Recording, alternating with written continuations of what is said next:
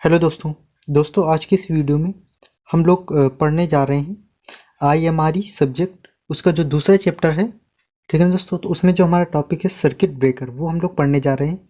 ये हमारा पॉलीटेक्निक में 6th सेमेस्टर में हमारा इलेक्ट्रिकल ब्रांच में सब्जेक्ट है।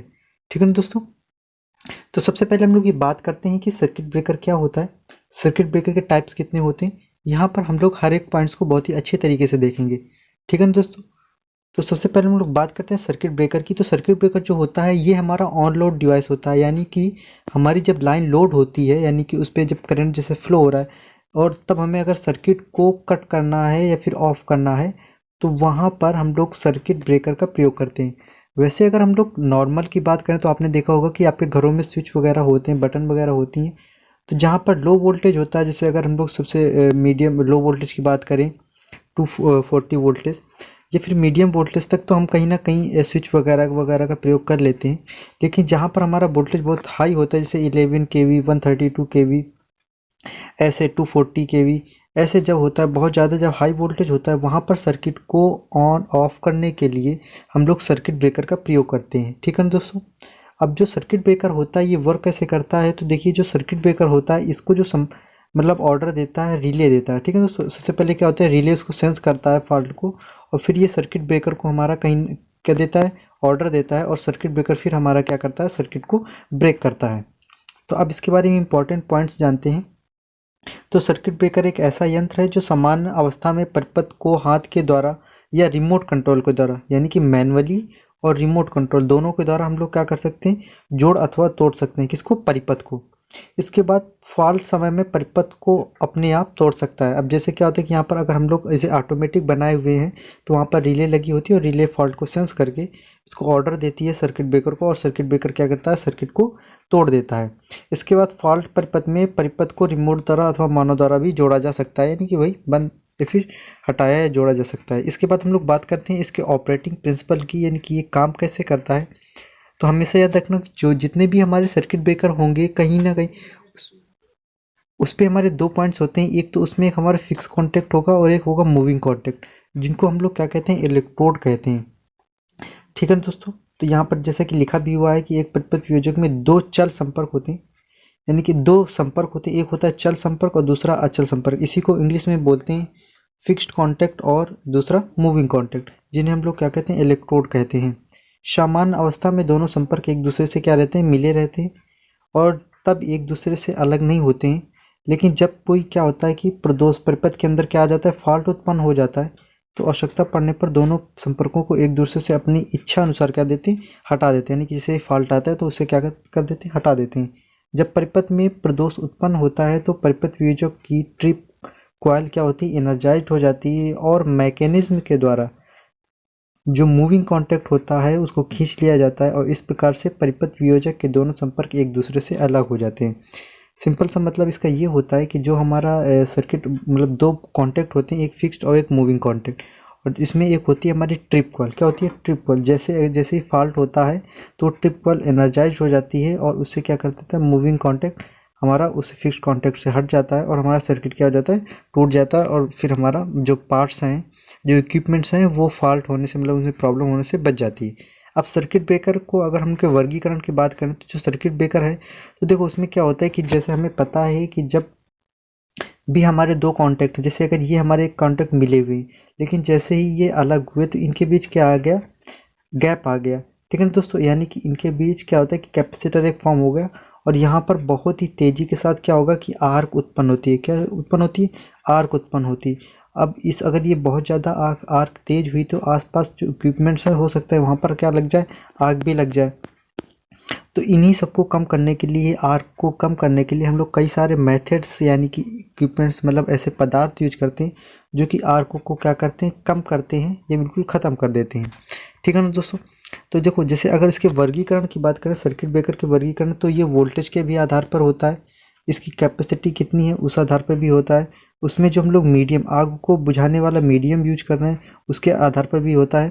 तो यहाँ पर जो हम लोग पढ़ने जा रहे हैं टाइप्स ऑफ मतलब सर्किट ब्रेकर का जो वर्गीकरण, वो पढ़ने जा रहे हैं कि जो आग को बुझाने वाला जो पदार्थ है या मीडियम है वो कैसा है, उसके आधार पर यहाँ पर हम लोग पढ़ेंगे।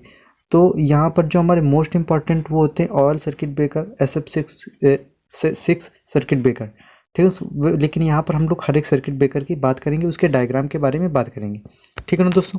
तो सबसे पहले हम लोग यहाँ पर बात करते हैं ऑयल सर्किट ब्रेकर की। किसकी बात करते हैं? ऑयल सर्किट ब्रेकर की। जैसा कि आप देख रहे हैं, दूसरा हमारा क्या है? एयर ब्लास्ट सर्किट ब्रेकर, ठीक है दोस्तों। इसे हम लोग ACB शॉर्ट में लिखते हैं। ऑयल सर्किट ब्रेकर को OCB लिखते हैं। SF6 वैक्यूम सर्किट ब्रेकर, एक केवल वैक्यूम सर्किट ब्रेकर होता है, ठीक है। तो यहाँ पर 4 प्रकार के सर्किट ब्रेकर बताए गए और इन्हीं के बारे में हम लोग इनके लाभ, हानियाँ, इनका प्रचालन, इसके बारे में विस्तार से पढ़ेंगे। तो सबसे पहले हम लोग ऑयल सर्किट ब्रेकर की बात करते हैं। तो अब ऑयल सर्किट ब्रेकर क्या होता है? तो देखिए सिंपल सा क्या है कि जो हमारे इलेक्ट्रोड है वो किसके अंदर है? ऑयल के अंतर्गत है। ऑयल के अंदर क्या है? बंद है। अब जैसे ही यहाँ पर मतलब ये जैसे है, ये हमारे एक फिक्स कॉन्टैक्ट है और एक मूविंग कॉन्टैक्ट है। तो जैसे ही फिक्स कॉन्टैक्ट मूविंग कॉन्टैक्ट दोनों से अलग होंगे तो यहाँ पर आर्क उत्पन्न होगी। अब यहाँ पर भरा हुआ है आपका तेल, क्या कर रखा है आपने इसके चारों तरफ तेल, तो उस तेल में क्या हो जाएगी कि वो आर्क क्या हो जाएगी? बुझ जाएगी और ठंडी हो जाएगी। तो इसी को हम लोग बोलते हैं ऑयल सर्किट ब्रेकर। अब हमारी जो आर्क बुझती है तो उससे क्या हो जाता है कि तेल से हमारे एक गैस निकलती है। वो कौन सी? आपको याद रखना है, हाइड्रोजन गैस निकलती है।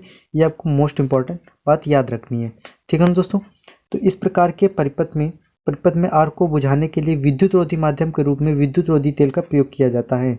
परिपथ वियोजक के दोनों संपर्क तेल में ही खुलते हैं। जैसे कि दोनों संपर्क एक दूसरे से अलग होते हैं तो आर्क उत्पन्न होता है, जिसके कारण संपर्क के चारों ओर उपस्थित तेल का तापमान बढ़ जाता है और दाब पर हाइड्रोजन गैस उत्पन्न होती है, ठीक है दोस्तों। क्या उत्पन्न होती है? हाइड्रोजन गैस उत्पन्न होती है और यह हाइड्रोजन गैस चारों ओर फैल जाती है और हाइड्रोजन गैस के बुलबुले 2 कार्य करते हैं। अब आपको याद रखना है क्या करते हैं? ये हाइड्रोजन गैस के जो बुलबुले होंगे वो 2 प्रकार से कार्य करेंगे। क्या करेंगे? एक तो हाइड्रोजन गैस की जो ऊष्मा चालकता अधिक होती है, जिसके कारण आर्क की ऊर्जा को क्या कर लेता है? अवशोषित कर लेता है। यानी कि जो हमारी आर्क उत्पन्न हुई है उससे जो हीट निकल रही है तो हाइड्रोजन गैस उसको क्या कर लेगी? अवशोषित कर लेगी। और दूसरा हमारा हाइड्रोजन गैस कूलिंग का भी काम करती है। जैसे कि आप ये देख रहे होंगे, ये हमारा डायग्राम है ऑयल सर्किट ब्रेकर का। बहुत ही सिंपल सा डायग्राम है। ये हमारा टोटल क्या है? टोटल एक कंटेनर है या फिर आप बॉक्स कह दीजिए। इसके अंतर्गत ये आप जो देख रहे हैं ये हमारा ऑयल भरा हुआ है। इसके बाद यहाँ पर क्या होता है? ये हमारे क्या है? ये इलेक्ट्रोड हैं, ठीक ना। इसमें से एक फिक्स्ड कांटेक्ट होगा और एक कैसा होगा? मूविंग होगा। जैसे ही जब ये दोनों अलग होते हैं तब ये आर्क हमारी क्या होती है? यहाँ पर उत्पन्न होती है और उसके बाद जैसे ही तेल गर्म होगा तो यहाँ से हाइड्रोजन गैस के बुलबुले निकलेंगे। अगर इसके एडवांटेज की बात करें तो आपने देखा होगा कितना ये सिंपल है। ये आर्क की ऊष्मा को अवशोषित कर लेता है और ये क्योंकि यहाँ पर हाइड्रोजन गैस है तो वो बहुत ही अच्छी कूलिंग का काम करता है। यह एक विद्युत रोधक की तरह कार्य करता है। इसमें शीतलन बहुत अच्छा होता है। अगर हम लोग बात करें इसके डिसएडवांटेज की तो ज्वलनशील होने के कारण आग लगने का खतरा रहता है, क्योंकि H2 गैस भी कहीं ना कहीं ज्वलनशील होती है।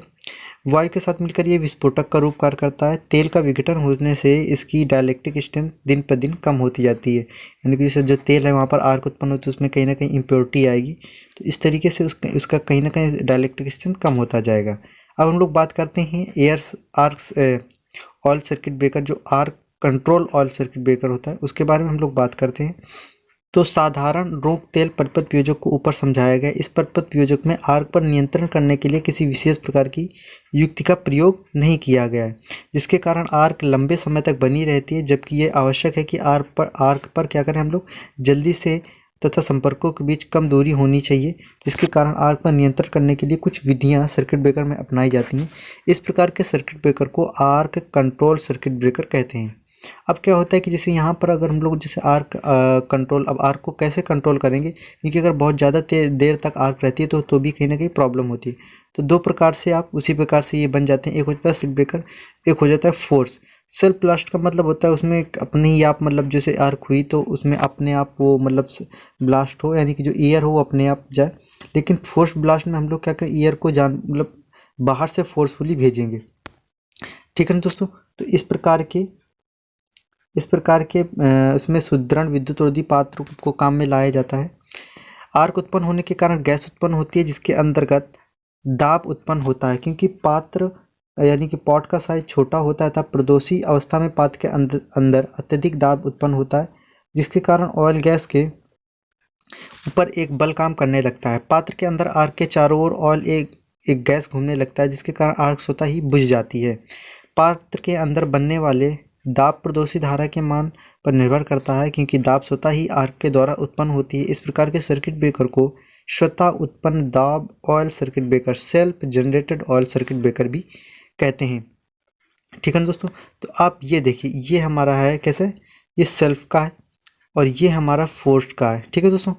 अब इसके हम लोग बात करते हैं आर्क वाले की, कि ये फोर्स के बारे में बताया गया। ये फोर्स ब्लास्ट सर्किट ब्रेकर के थ्योरी है, जैसे कि अब ठीक है कि इसमें बताया गया कि स्वयं विस्फोट ऑयल सर्किट ब्रेकर, जिसके बारे में बताया गया है कि आर्क द्वारा स्वयं ही जरूरी दाब उत्पन्न किया जाता है। इस दाब के द्वारा ऑयल पर एक बल लगाया जाता है, जिसके कारण ऑयल संपर्क के चारों ओर घूमकर आर्क को बुझाता है। इस प्रकार के सर्किट ब्रेकर में आर्क के बने रहने का समय अत्यधिक होता है। अगर प्रदोषी धारा का मान कम है तो पात्र के अंदर जरूरी दाब भी उत्पन्न नहीं होता है। इस कमी को विस्फोट ऑयल सर्किट ब्रेकर के रूप में दूर किया जाता है, क्योंकि इस सर्किट ब्रेकर में जरूरी दाब बाहरी यांत्रिक उपयंत्रों के द्वारा उत्पन्न किया जाता है। ठीक है दोस्तों। यानी कि इसमें जो फोर्स्ड वाले में होगा तो फोर्स्ड वाले में बाहर से हमारा दाब उत्पन्न नहीं किया जाता है।